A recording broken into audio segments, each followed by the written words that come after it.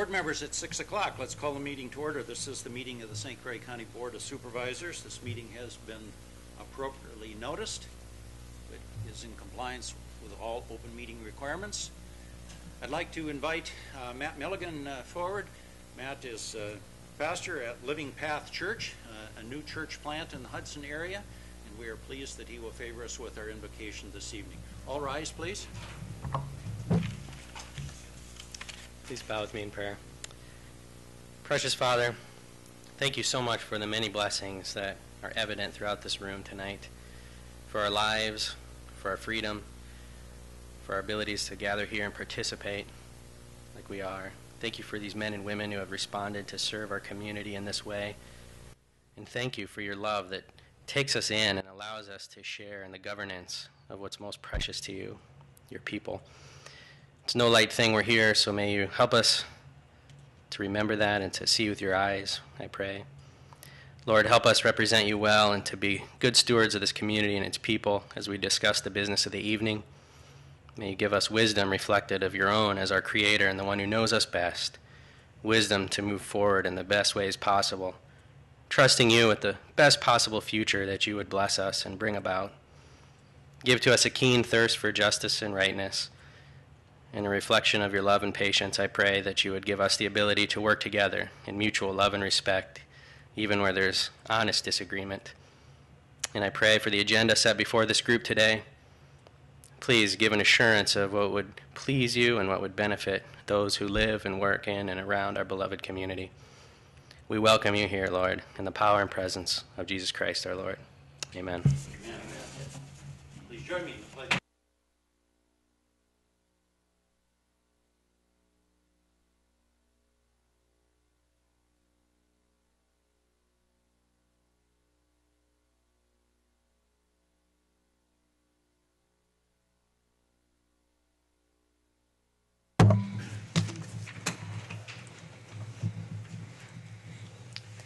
Thank you, Pastor. We appreciate you being with us this evening. Board members, would you please indicate your presence for the roll?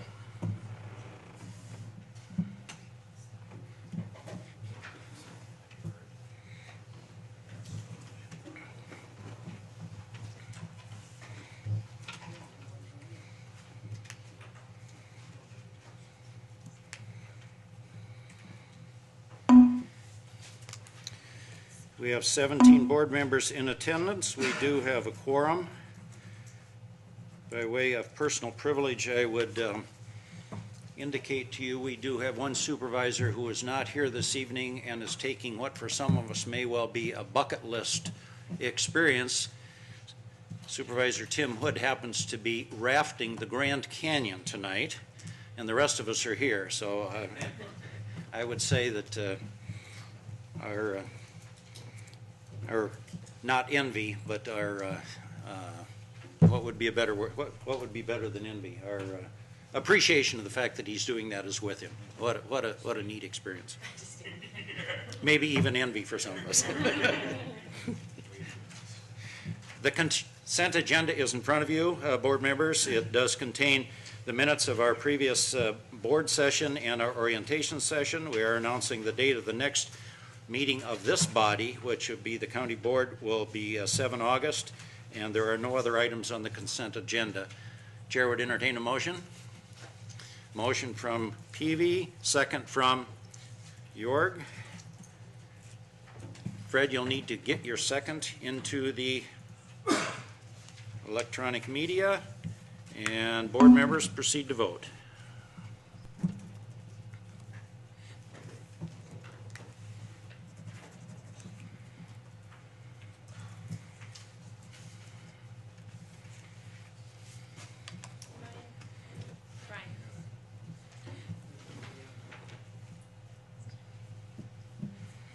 And the consent agenda is approved.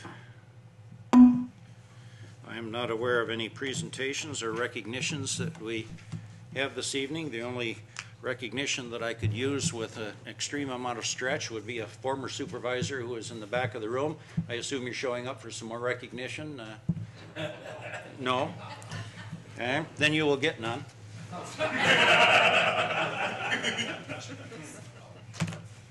The next two agenda items we will combine.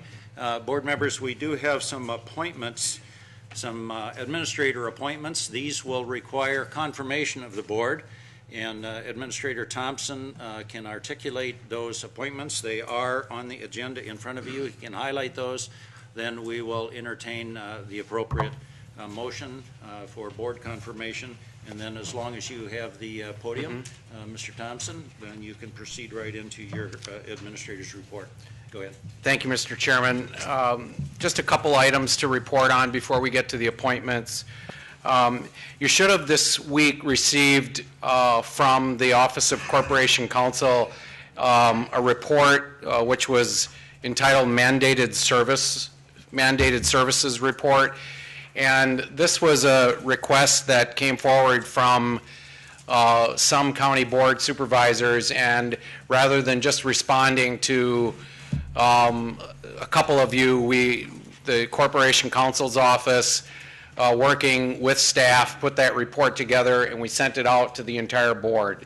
If you haven't received a copy of that report, let either Don or myself know, and we'll get you a copy of it. And it's a pretty detailed list of services by department which are provided because of the fact that the state law mandates certain services by department. Now, this does not include all services within the department, but those that are identified by state statute, and those services that departments perform, which are either required by state law or some that are provided that are not required. This will just be a useful tool for you as you become more and more familiar with your role as county board supervisor.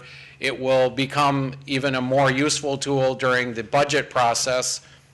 One of the tasks that will be assigned to our new finance director, if you confirm her this evening, is I would like to try to tie this report actually to our budget document, so that when we in the fall start to review departments' budgets, you're going to actually see a mirror of this report with costs identified for each department. In other words, if you look at a service from, just opened my report, the Register of Deeds, collect appropriate real estate transfer fees on all conveyance documents recorded. Is that mandated? Yes. What statutory authority? It's Wisconsin Stat 77.22 in the Wisconsin statutes. If you refer to that statute, you will see that counties are required to collect appropriate real estate transfer fees on all conveyance documents. When we go to put the budget together, we are going to try to do a good job of identifying what those mandates cost, and break down our departments by service level and try to identify costs associated with each. So then it becomes even a more useful tool. But this is a work in progress. This is the first cut of this report, and I've reviewed it, and it's pretty well done.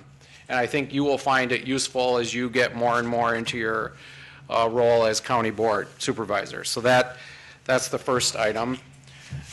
Secondly, at your workstation this evening, I had Liz put a copy of, this is an agenda that was prepared in preparation for a meeting on May 22nd of committee chairs. And this is just for your information purposes only. Periodically through the course of the year, at the call of the board chair, committee chairs will meet to review matters of board significance, especially because of the fact that many of us are new on the board. We thought that it would be appropriate to meet to discuss some of the items that are listed on the agenda. So you have a copy of that. I've also attached some of the working documents that went along with that agenda. So that's just for informational purposes only. I think the board should know, in transparent fashion what's being discussed at meetings of the board. You will also, in the future, have access to all the standing committee agendas, and when the minutes are approved by board bylaws, once the committee minutes are approved from committees, those will also be out on the new meeting management software. And so you will have access to all standing committee reports and minutes from the various meetings that you do not sit on as an acting member of the board. That raises the next item that I was going to briefly talk about, and that is, and you've heard me talk about this at almost every meeting, I think, and that is the IQM2 meeting management document software, which the staff has been working on for the past several months. The standing committees will begin to use this system in July. We'll start to roll this out in your July committee meetings. In August,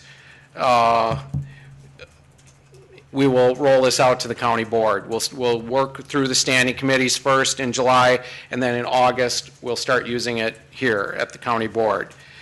There have been project team members assigned to attend the committee meetings and the county board meeting in August to help us, assist us, and answer any questions and kind of work with us as we become more familiar with this meeting management software.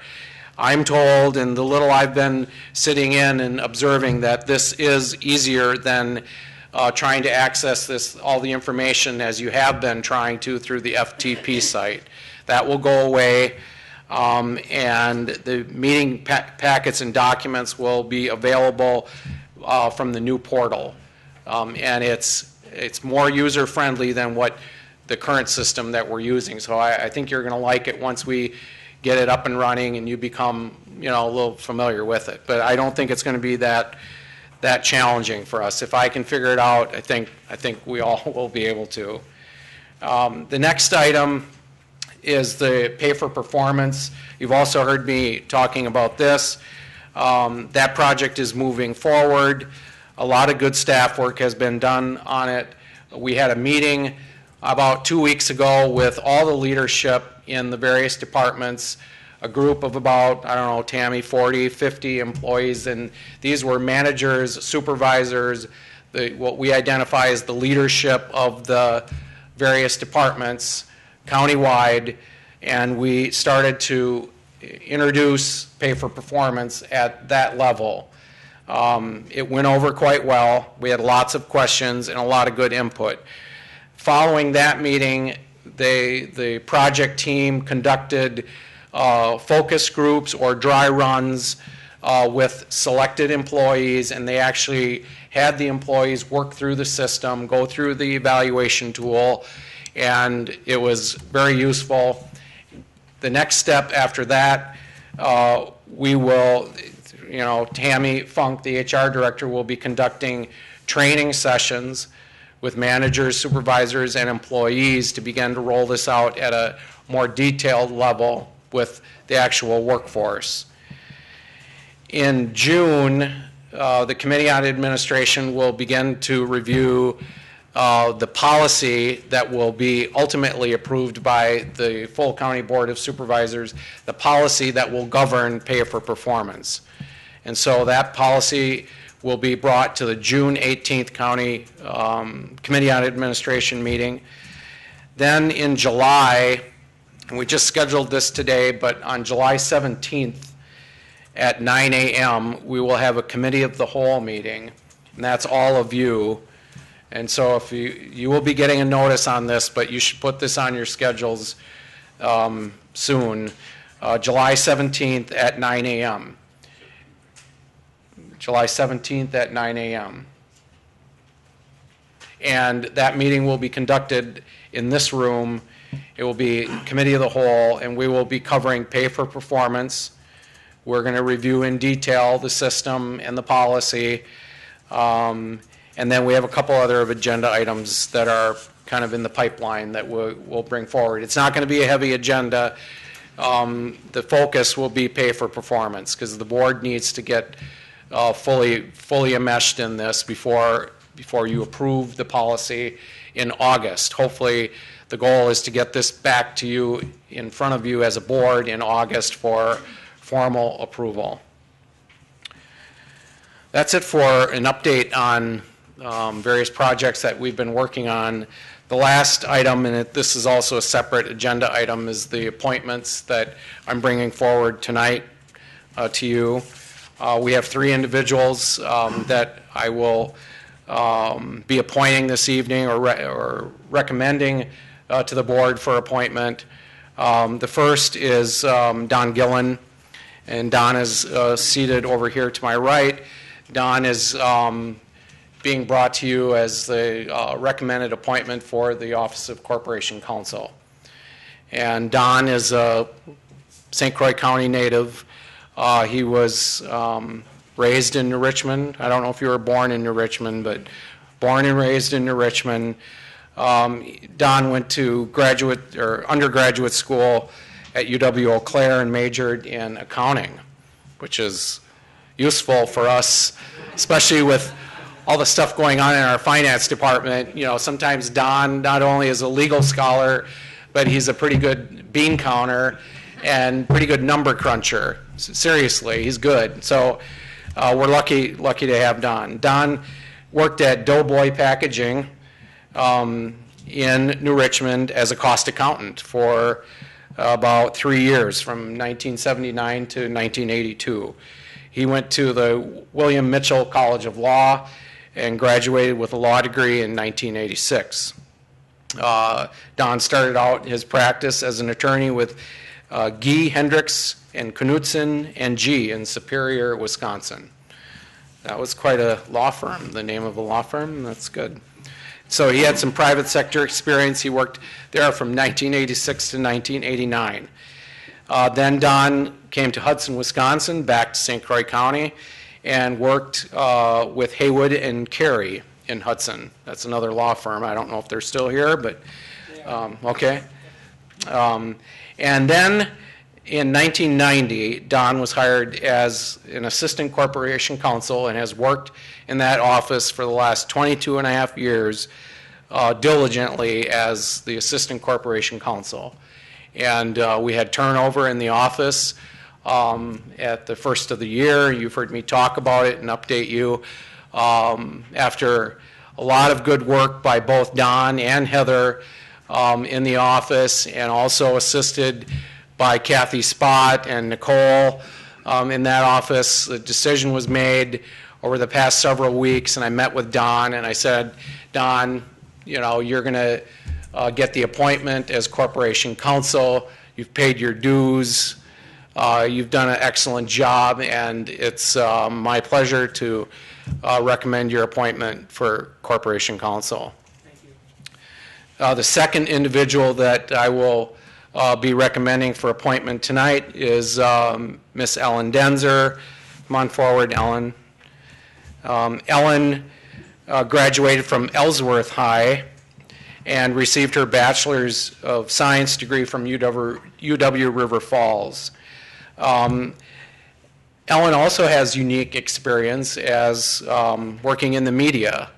She worked for the Hudson Star Observer and the River Falls Journal newspapers prior to starting with St. Croix County. In 1988, Ellen was hired in the Planning and Zoning Office in St. Croix County as an assistant planner.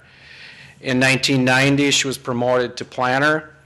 And then in 2006, Ellen was appointed to the position of senior planner. So she kind of has worked her way up in the office, and she's been with us for 24 years. Another long-standing employee who has paid her dues and has worked her way up through the department and is very well prepared, very well qualified to take on the position of the Community Development Director. We're in the process of reorganizing that department, consolidating some work units within planning and zoning, and Ellen's going to help us put the final touches on that reorganization as the new director for that department. So I bring that appointment forward to you this evening with a lot of optimism and a lot of good feelings about Ellen taking on this new role. The third appointment, Tabitha, please come forward. This one you've probably heard me talk about the most, and it's probably caused me the most heartburn or gray hair, whatever. It's because of the position, the nature of the position. We're coming into budget. We're going through an audit right now that needs a lot of focus and a lot of work. And so we went through a fairly extensive process to bring candidates in.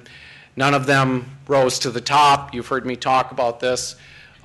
We started the search again and went out and started, pounding the pavement. And Tabitha's name was brought forward to me and by several sources and said you should talk to this individual about the position. So we brought Tabitha in. I'm happy to recommend her appointment tonight for the position of Finance Director for the county. Tabitha graduated from Black River Falls from high school, another Wisconsin native. She received her bachelor's degree from UW-Eau Claire for business administration and accounting. So did your paths ever cross? Probably not. Don's a little older. Oh, I don't know. So, hey, it's another, I'm a UW-Eau Claire grad myself, so it's, As am I. yeah, there you go. So it's kind of fun. It's kind of fun to have, it's a good school, excellent accounting school. A lot of my friends, when I went to school in Eau Claire, I was a poli-sci major, but most of my roommates and a lot of my friends were accounting majors, and all of them have done well. So, and you two are doing well yourself. Tabitha worked for various private sector companies, each role increasing in responsibility over her career. Tabitha also has some county experience. She worked for Jackson County in the highway department. Good highway department experience, Tim. Did you hear that? So mind your P's and Q's. She was an account clerk for the Jackson County Highway Department and then was promoted to financial service manager for Jackson County's Health and Human Services Department. So she has experience in both, and Fred and Tim are both sitting back there. So Tabitha is ready to hit the ground running. We can't get her here until July 9th because she's currently employed by La Crosse County in their finance department in Health and Human Services. But I said, we'll wait. We're inundating her with, information. We've got her email. We've got her phone number. She's probably tired of hearing of us. I had a report from the auditor this week, which I will not go into this evening, and it caused a few more gray hairs. And so I said, well, I'm going to be talking to Tabitha about this. And they said, you might want to wait because she hasn't, signed on the dotted line yet. But you don't want to scare her away. But anyway, it's all good news. We've got things under control. And Tabitha will be joining us July 9th. So I with great pride, this has been, a challenge over the past several months in all three positions. But like I said, we've been, we've had the good fortune of having Don and Heather in the Corp Counsel's office. We had Pete Kling serving in an interim capacity, and along with the assistance of Ellen. The finance department, Don and I have been trying to manage things as best we can. So I'm happy to bring these appointments forward, and I would ask for your support and your confirmation of those three individuals. Board members, these supervisor appointments do require board confirmation. As a matter of efficiency, Chair would suggest that we simply do this in one motion unless there is objection and a desire to do them individually. I see no objection, so Chair would entertain a motion to approve the appointments of Corporation Counsel, Community Development Director, and Finance Director. Motion from Supervisor Peterson and a second from Supervisor Ring. Any discussion? Seeing none, I believe you're ready to vote, but before you vote, Supervisor Ring, do you have your second entered? Supervisors, proceed to vote, and this will be a vote on confirming all three supervisor appointments.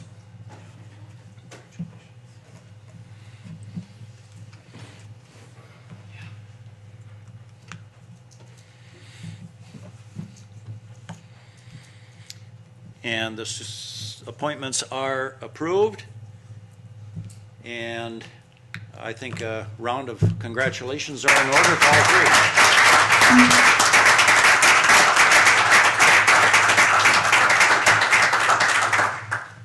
Thank you very much. And congratulations to all three of you. Tabitha, officially you'll be starting on the 9th of July, is my understanding. And we look forward to that. I would just parenthetically follow up just a little bit in case the hair on the back of your neck went up at all by anything that Pat said about discussion with the auditors. We are engaged right now in our routine audit. I also have had discussion and met with the auditors. There is nothing that should cause you undue concern. It simply are some matters of procedure and some things that that could be improved in terms of those procedures, but there is no indication that there is anything at all wrong with the financial condition of the county or any other negative suggestion. So if anyone got anything like that, there is no concern. Thank you. Supervisors, we are about ready to begin our agenda. I would just tell you, you can save me from some personal pain if you would be expeditious tonight in your comments. Unless you are completely out of the loop, you probably are aware that there was an election, that it was held today, and in fact is still going on, and the polls are open until 8 o'clock. And since our chief election official in the county happens to be County Clerk Ms. Campbell, who is seated right here, and she has a whole evening's of work ahead of her. She is anxious for us to be as efficient as possible because her day is going to go on well into the evening. And so if you start bogging down, she has already told me she might be jabbing me with a sharp pencil, and I would just as soon not have that pain. So Does that mean, Mr. Chairman, that you would entertain a motion to adopt all 7 in one? If so, I will make that motion. That is an excellent suggestion, Supervisor. I will, with all due respect, however. That's not what you meant. Okay. With all due respect, I will decline your offer because I think we should deal with them individually, but I certainly appreciate your sentiments. The first agenda item that we have in front of us tonight is a resolution approving a grant application for Snowmobile Trail AIDS Program. This is a resolution that comes to us from the Community Development Committee. Chair would entertain a motion. Motion from Committee Chair Ring and a second from Supervisor Schrockner. And at this point, board members, discussion. May I ask a question? Supervisor York? Explanation of they're eligible for annual funding of $250 per mile. Could that be explained? I mean, where does that come from? How does that work? Chair Ring, who do you wish to respond? I think that. I just don't know why I'm asking, and I want to know. Yeah, where that $250 comes from is actually in the state. They allocate that per mile, and that would be generally for all counties. So as you can see on there, we have 260 miles. So essentially what we get is around $54,000 annually for maintenance of snowmobile trails. Is that then used to hire or contract with a company for grooming, or what would that be? How would that be applied? Yeah, essentially our you know, the snowmobile clubs really do most of the work, and they really contract out with their own groomers with that. Our emphasis in this is really to administer the grants and work with the snowmobile clubs on that. Thank you. Yep. Chairman, I have a question. Supervisor Kibler. The DNR provides the funds for this. I know the DNR also has ATV instruction or whatever. Are ATVs allowed to use snowmobile trails in the off-season? No. And the reason why is many of the snowmobiles actually cross over cropland and through farmers' fields, and so essentially not, unless the landowner would allow that. Do you have a follow-up So question? is there also the same type of a program for ATVs? Very similar, Why don't we see that? Or, because we don't have any ATV trails. okay. Thank you. Any additional discussion? If not, we're ready to vote. This is on a motion from Supervisor from District 2, second Supervisor from District 1, and do you have your second in? Yep, they're voting. Proceed to vote.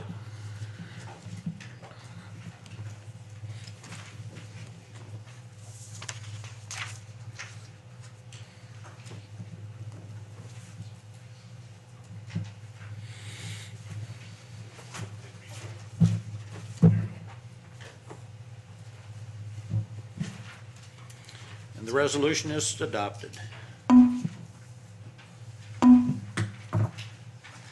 Agenda item number 2 is a resolution to join the County Housing Consortium for the Administration of Community Development Block Housing Grant Program.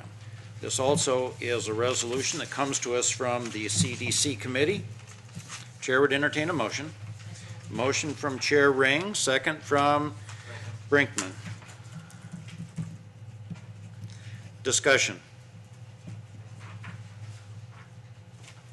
Chairman? Supervisor Kilburn. Line 42 states whereas St. Croix County will incur no administrative costs. What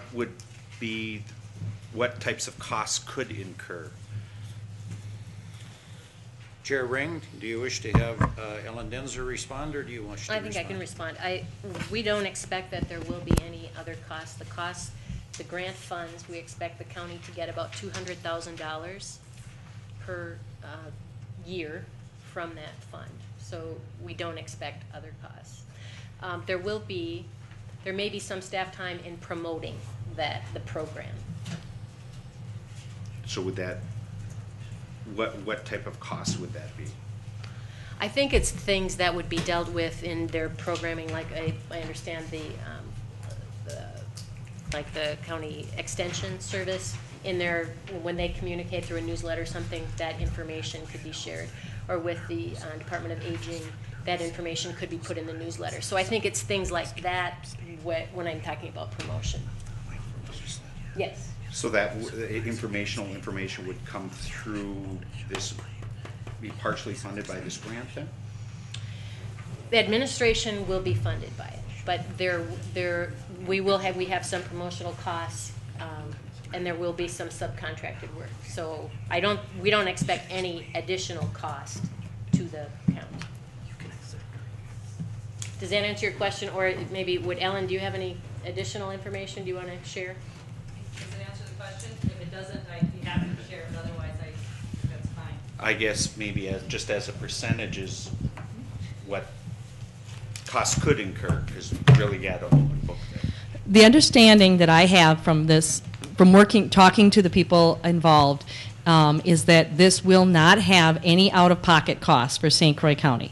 It would be costs that we already spend for practices we already do. We promote it on our website. We already have a website. We promote it through our new Facebook page. We already have that in place. We have a number of newsletters that go out through the Extension Office, through the Aging Disability Resource Center, those kind of things. This is targeted to low and moderate income individuals or families in St. Croix County, and so we would be targeting it through Health and Human Services, other agencies, and people they work with. Our department, Planning Community Development, would use it to promote it to people who when we go out and tell someone your septic system is failing and you have to replace it, historically we would say to them, depending on your income level, there might be some funding available. That was a program called the Wisconsin Fund. And it didn't cost us anything, but we always told people about it. We would refer them to the right paperwork, that kind of thing. The Wisconsin Fund pretty much has no money left in it anymore. But this program, which gets its money from federal, would now become available. And for instance, this could be used to replace septic systems for low to moderate income people. So there's a variety of uses in the county. It could be used to weatherize your home, replace furnaces, new windows, new roof, lots of good things that right now people don't have don't have as many resources that they could tap into. So the promotional activity is the only responsibility the county would have, and that, in our opinion, would not have any out-of-pocket cost. So this is a federal block grant? The federal grants come to the state, and then the state disperses them to local communities. I guess for every $1 somebody who lives in St. Croix County that funds this via their taxation, how much of it comes back? I don't know that.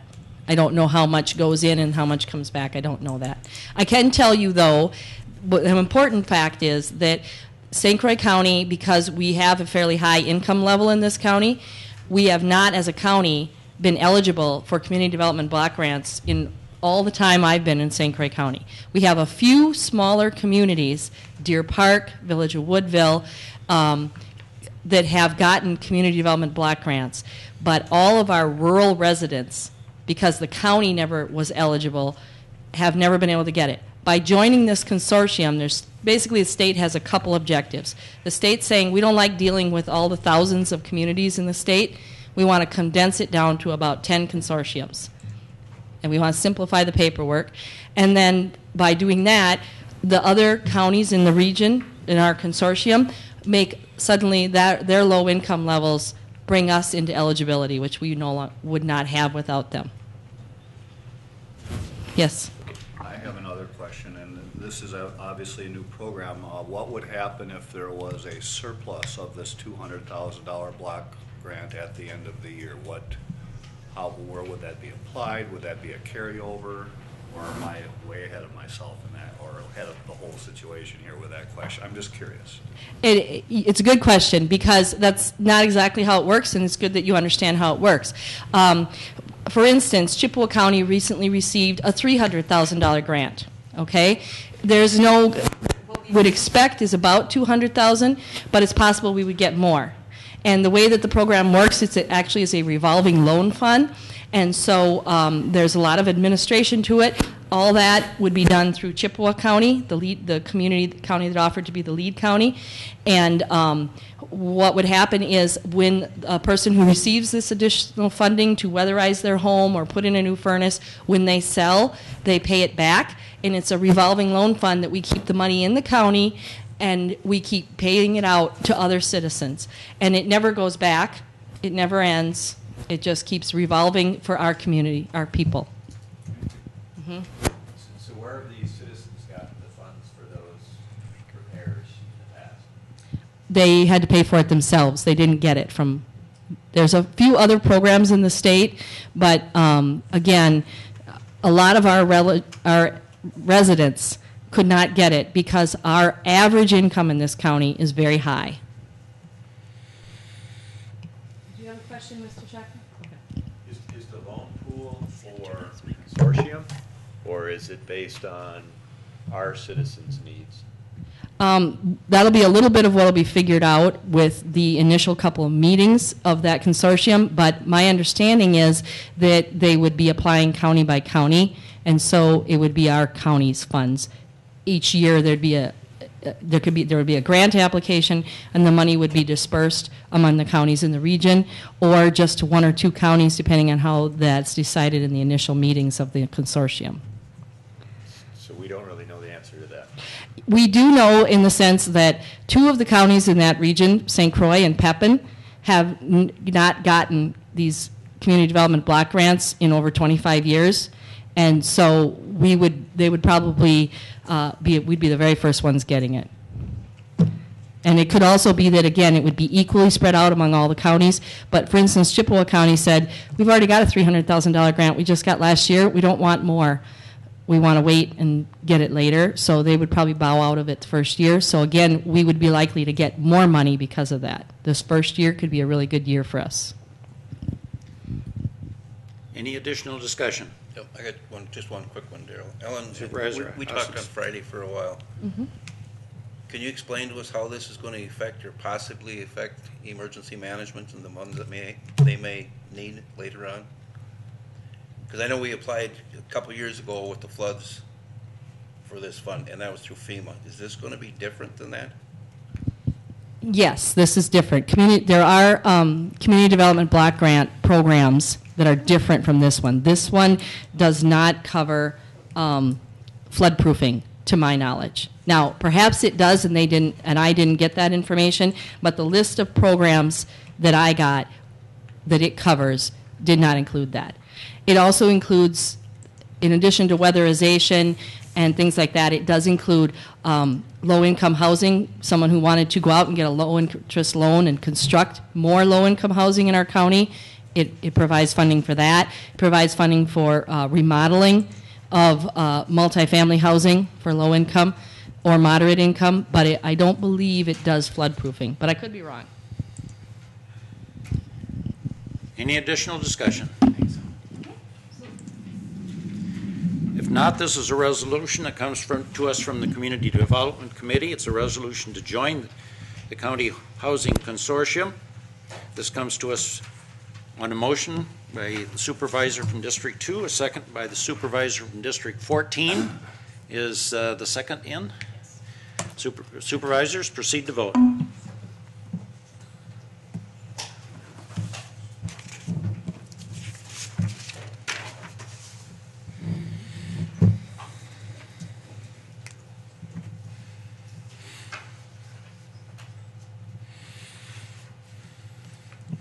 And the resolution is adopted.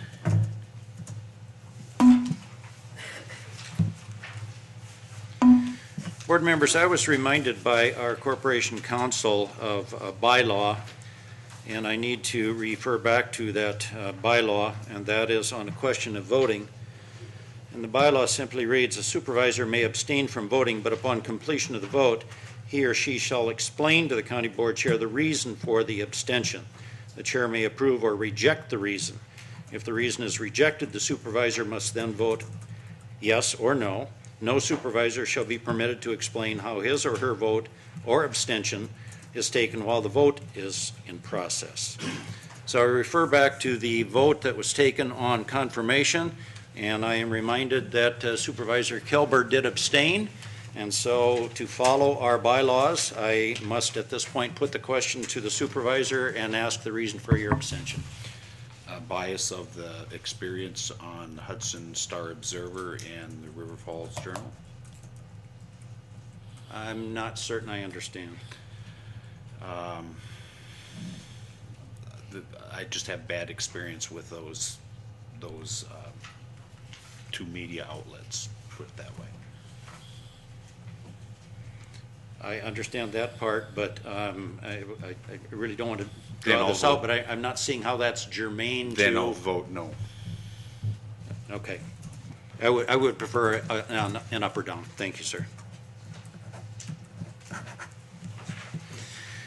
Agenda item number 3 is a resolution creating a permanent and a temporary utility easement to the Village of Hammond on the St. Croix County Highway Department Hammond Facility Site. This resolution comes to us from the Transportation Committee, and Chair would entertain a motion from Supervisor Peavy and a second from Supervisor Osnes. Discussion.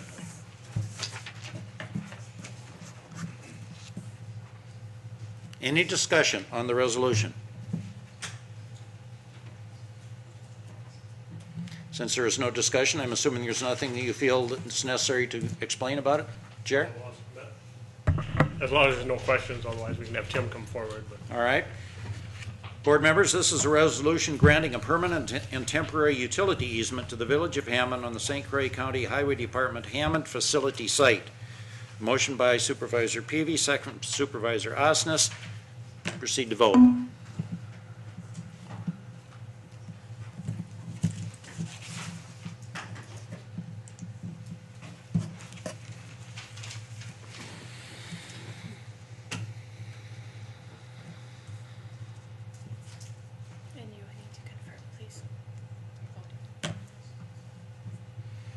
I'll start over.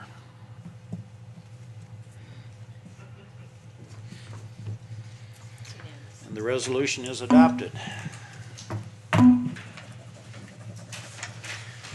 Agenda item number 4 is a resolution to transfer excess right-of-way to various adjacent landowners along County Trunk Highway Double V in the town of Somerset. This resolution also comes to us from the Transportation Committee. Chair would entertain a motion. Motion from Supervisor Peavy, second from Supervisor Osnes. Any discussion on the resolution? Supervisor York. On the land then that is transferred to the private owners or the private parties, does that land then go on the tax roll, or is it recognized that their lot sizes get larger or they have more land, or I would like clarification in that area, please. Answer is yes. Bill, who do you want to Yeah, I'll respond to ask that? Tim to come forward. Tim Ramberg. Commissioner Highway Ramberg.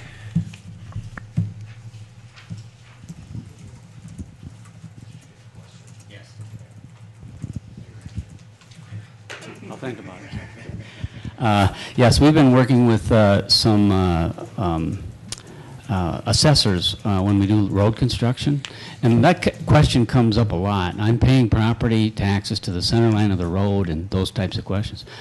What I did, when we are doing, is sending a notice to the assessor, and what they typically do, if we do not allow them, if there's a fence and their use of the right-of-way is diminished, the landowner will reduce the value of that portion of the land accordingly. And that's a neat win-win situation, but I don't think a lot of people understand that or know that or even do that. And now that we're aware of it, we have on our checklist to send the assessors in those respective areas the information.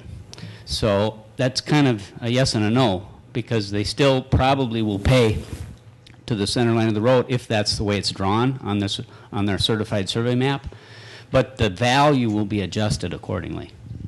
I thought the county, like on a road like VV, there was a 66-foot right-of-way. In other words, 33 feet out from the center line is what the county control, and so to rebut your statement on this, pay taxes up to the center line of the road, I thought there was always this right-of-way which doesn't match with what you're saying. Well, that's a good question, because some of the right-of-way is in fee title, some right-of-way is in easement.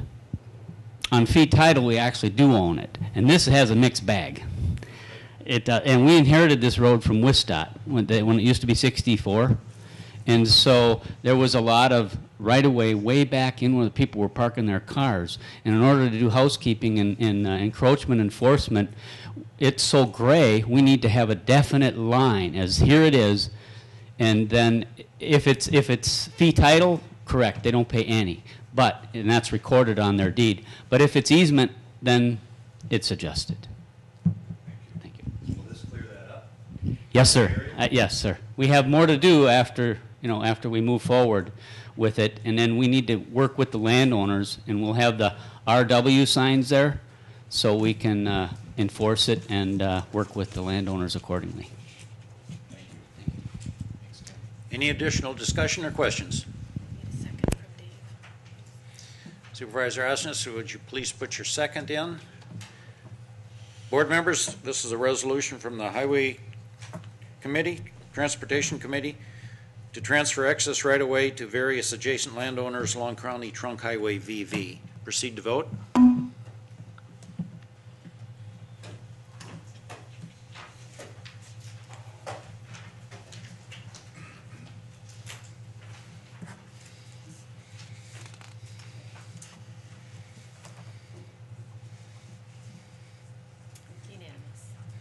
And the resolution is adopted.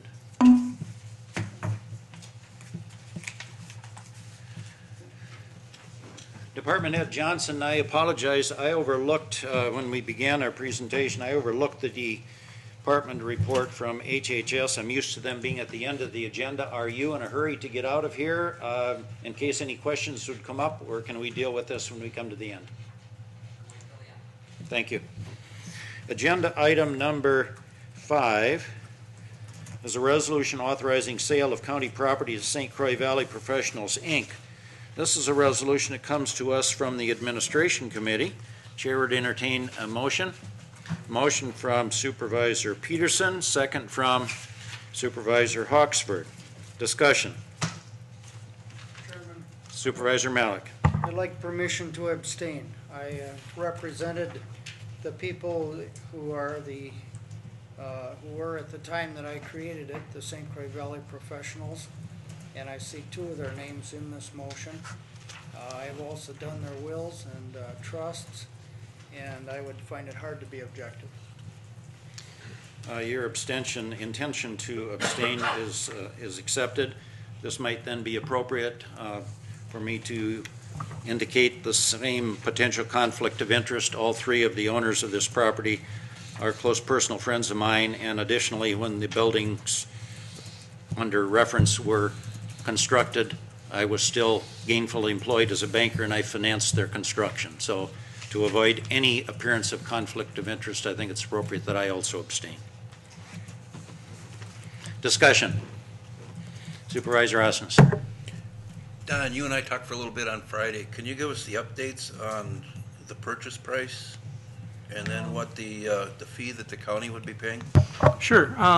It turned out that we estimated to be 1.5 acres when we did the purchase agreement, and then we had it surveyed by our county surveyor. It came out 1.501 acres, so it was pretty close there. It's $26,136 per acre. 26,136 times 1.501 acres would be $39,230.14. And then you'll see in there that we have a 3% commission that we have to pay to the Greystone Commercial, who represents the buyers. 3% of that number would be $1,176.90.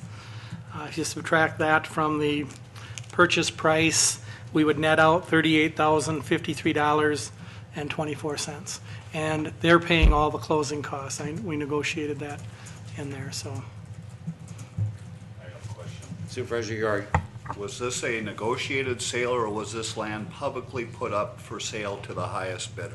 I'm just curious as to the methodology and how this was done, please. It was negotiated, was not put out to bid. It was negotiated between the county and the property owner because of an encroachment issue that has been with the county for several years. So does this solve some problem? I'm reading into your comments that it Yes. solves some issue. Solves long stem lingering issue, yes. Mr. Chairman. Supervisor Attino. I have a question because we discussed in our earlier meetings that we have a lot of property available for sale from the county Yes. that we can profit from for the county. I believe last month it was a $13,000 sale of the site with the tower on it. Yes, and sir. now we have another $30-some thousand. My question is, where does this money go? The Committee on Administration has discussed this, and my take on it is that the preference of the committee is that sale of proceeds from sale of county property. There was discussion about whether or not that should be used to fund capital infrastructure improvements, or if it should be used to retire debt. Refresh my memory, those on the committee, Mr. Peterson, but I feel that my take on it was that the preference of the committee was that the proceeds from the sale of county property be used to retire debt. Very good. Thank you very much. Yes. And that's what we will do. On this. Well, hopefully. Any additional discussion or questions? One point. Supervisor Hawksford. Can we make a motion to ensure that these proceeds go to retire debt? Yes, you can. I would like to make that motion. An amendment to this, I think, right? Okay. That would be a germane motion. It actually would be an amendment. So you're moving to amend the resolution by indicating at an appropriate place. Let's see if I can suggest. I would suggest in the second paragraph, with confirmation from Court Counsel, I would suggest in the second paragraph after bullet point 1, purchase price, to insert that the proceeds be applied to debt. Would that be agreeable? I I think I would probably put it in the further be it resolved, where you're actually approving it, and put it in there that be applied to the to retire debt. Okay. Question? Would that, be- the way you're wording this then Before is- we get to that, I've got an amendment, but I don't have a second. I have an amendment from Hawksford, second from Kilburg. Okay, discussion. Now my question again, are you structuring this just for this sale only, or are you structuring it for all county land sales? Because the way the wording was just said, it applies to this one only. Supervisor, the amendment would apply only to this resolution where it's attached, but as was indicated, we have had discussion in administration and Committee Chair Peterson, it's my understanding that we are bringing back a draft for us to review at the next meeting, which will in fact incorporate into county policy that land sales will be applied to debt. Mm-hmm. Is that correct? Yes. Thank you.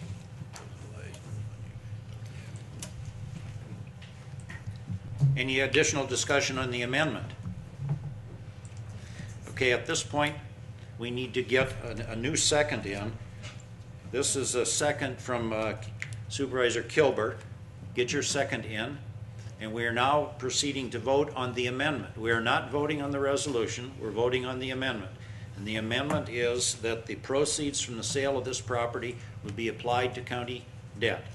All in favor of the amendment will proceed to vote. Actually, I guess those opposed to it would also proceed to vote.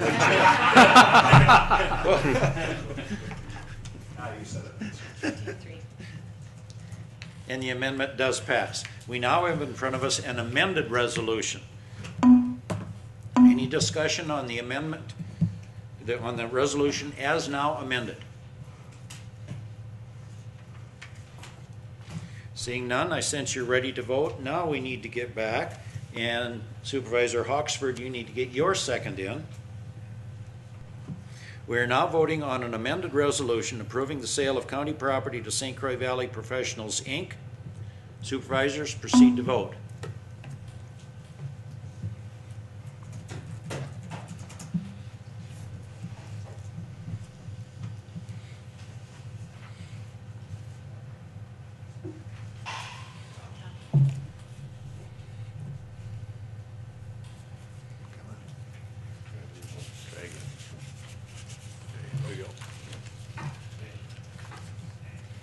And the resolution as amended is adopted.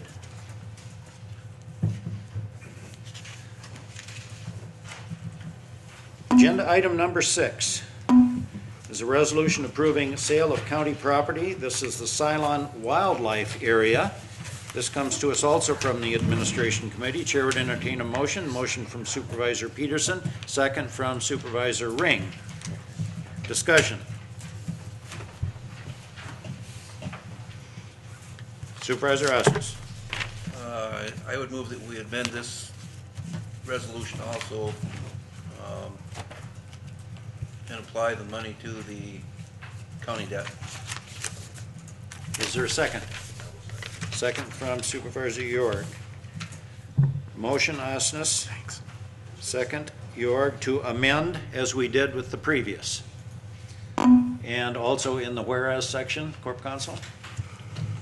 I believe so. I would just put it on both of these, the last sentence in Okay. the further be it resolved provision. Any discussion on the amendment?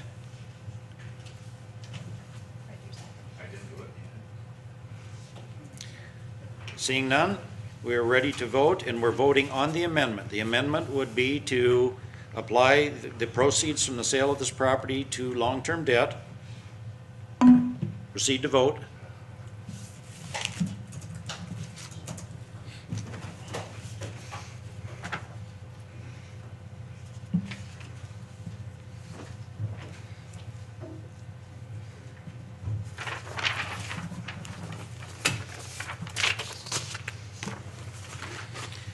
And the amendment is adopted. We now have in front of us an amended resolution.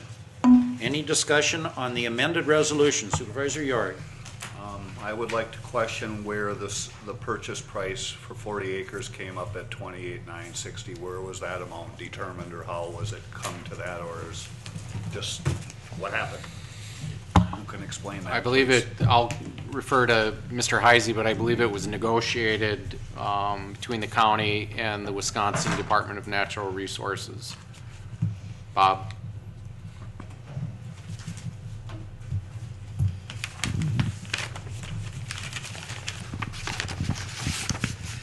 Yeah, the price of that actually did come from the Department of Natural Resources. When we asked them to, that we were considering offering the land to them, which, if you know where the location of it kind of makes sense because it's all surrounded by other state land.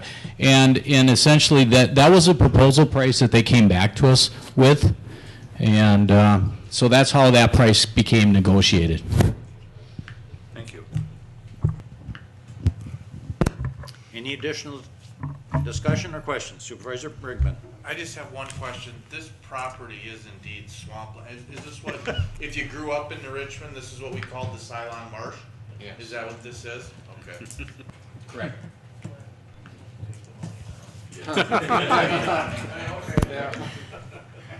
Any additional discussion? We're now back to the main resolution as amended. This comes to us from the Administration Committee on a motion from Supervisor Peterson, second by Supervisor Ring. This is a resolution approving the sale of the county property, which is in fact known as the Ceylon Wildlife Area or the Ceylon Marsh, which is totally landlocked and surrounded by DNR property. Board members, proceed to vote.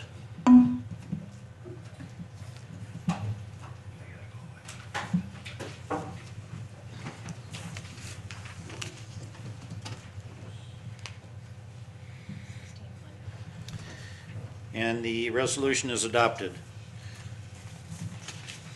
Agenda item number 7 is an ordinance repealing Chapter 7, the revised supervisor. I'm sorry? Chapter 9. Chapter 9, yes, I'm getting dyslexic, thank you. Revised supervisor district boundaries and recreating Chapter 9 of county supervisor districts. This also comes to us from the Administration Committee. Chair would entertain a motion. Motion by Supervisor Peterson, second from Supervisor York. Discussion.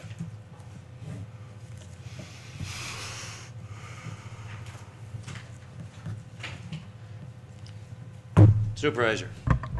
From my understanding, this is just updating just for the redistricting of the whole thing. That's and correct. Confirming everything that's been changed. That's correct. Any additional discussion or questions? Do you have the second in? Yes. Board members, this is an ordinance repealing Chapter 9, revised supervisor district boundaries, and recreating Chapter 9 county supervisory districts. Motion from Supervisor Peterson, second from Supervisor York. Proceed to vote.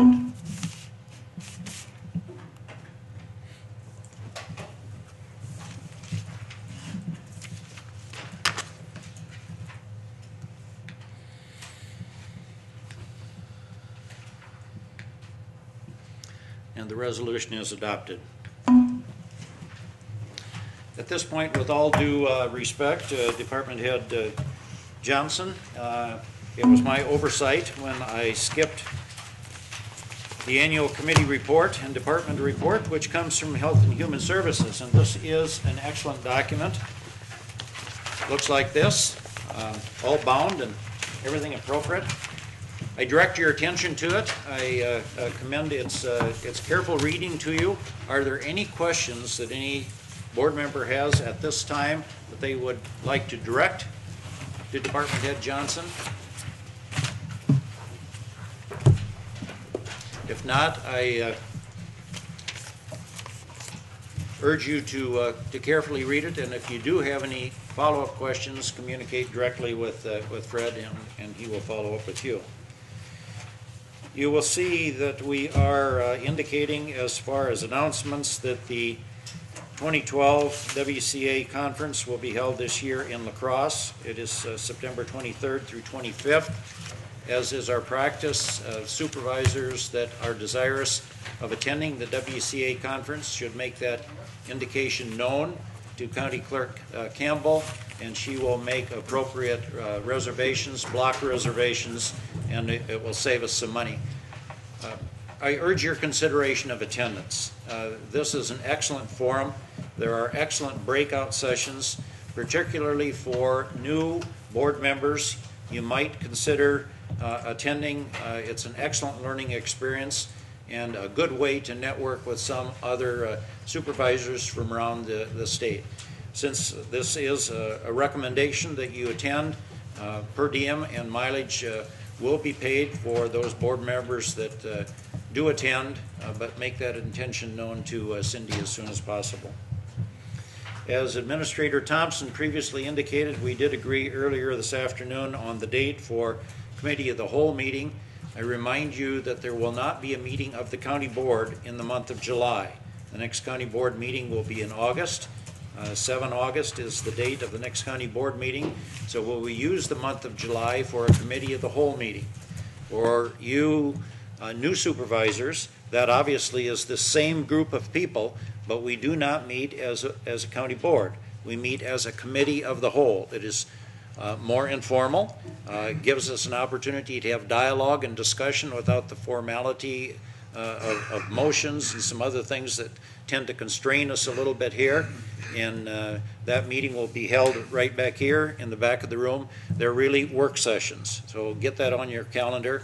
And I really urge full attendance that day, because we're going to start to get into the heart of one of the benchmarks, frankly, in the reason that we moved with a new administrator, and that is pay per performance. And I really urge your attendance, because in August we will then have a policy that we will be reviewing, and I urge your attendance at the Committee of the Whole meeting to get into that.